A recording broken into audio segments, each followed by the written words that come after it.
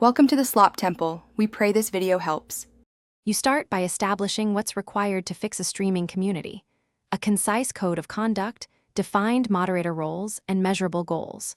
Once that's in place, audit your moderation tools and analytics to know where problems arise.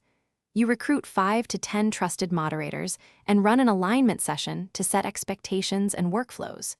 This step prevents confusion later and gives you the operational foundation. Make sure to record decisions and assign owners for each task so progress is trackable. You now implement the core processes. Deploy tiered moderation with documented thresholds for warnings, timeouts, and bans so enforcement is consistent.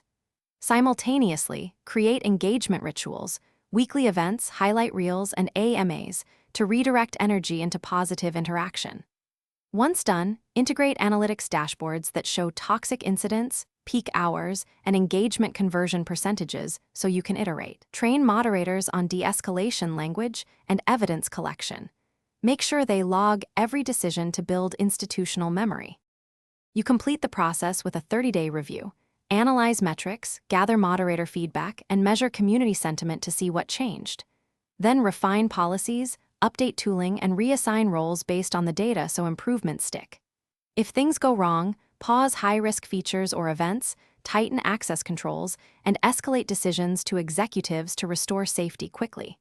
One troubleshooting tip: when repeated failures occur, revert to the last stable rule set and run a controlled reintroduction to isolate the cause. Thanks for watching. Consider subscribing if we helped you.